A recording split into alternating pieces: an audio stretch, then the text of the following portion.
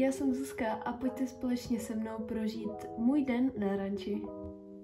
Dělám to poprvé, tak uvidíme, jak to dopadne. Doufám, že to bude nějak použitelný a že to nebude zase tak moc nudný. Každopádně teďka mám trénink s Kelly, takže si ho pojďme společně nachystat.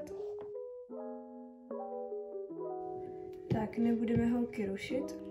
Martina radši kontroluje většinu koní, jestli jsou v pořádku po delší době, tak teďka tady mají Wendy a Melike se chce něco přinaučit, protože by chtěla být v budoucnu také veterinářka. Rovnou si tam doneseme i sedlo, ať nemusím furt chodit tam a zpátky. Tak a ještě pro box s češtěním. Tak co, sluší mi to?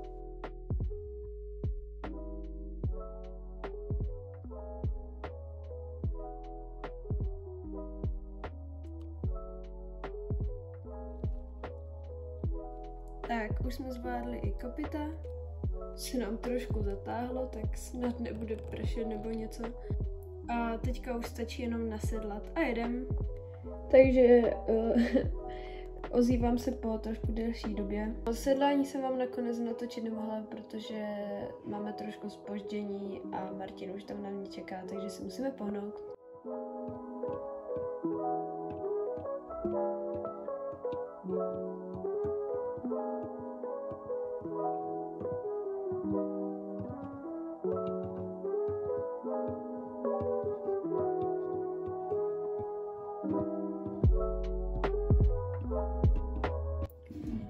Takže Martin teďka chystá nějaký menší překážky. Koukám, že se nám za tu dobu zatáhlo ještě o něco víc, že je tady trošku víc šero, než bylo před chvilkou, ale tak to snad nevadí.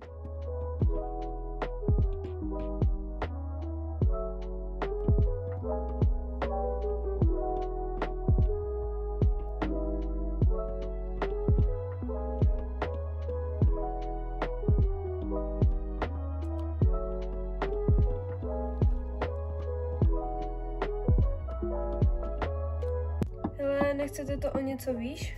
No jako klidně, OK. Kelly, nech to je jenom kamera. Kelly, půjdeme. Nevadí.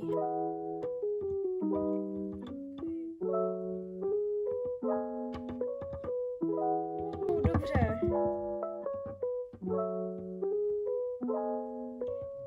Tak, už jsme skončili, netušila jsem, že to bude až tak těžký skákat s kamerou, ale já si to natrénuju a příště to určitě bude už lepší.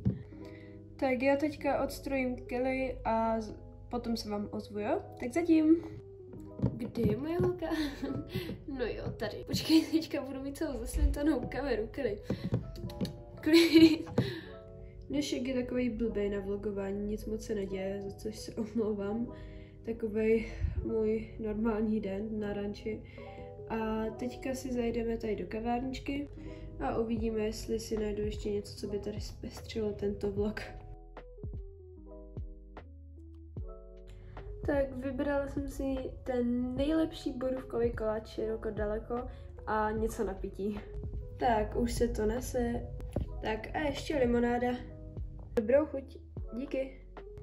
No koukněte na to, není to výborný. Co pak Komet? Dala by si taky?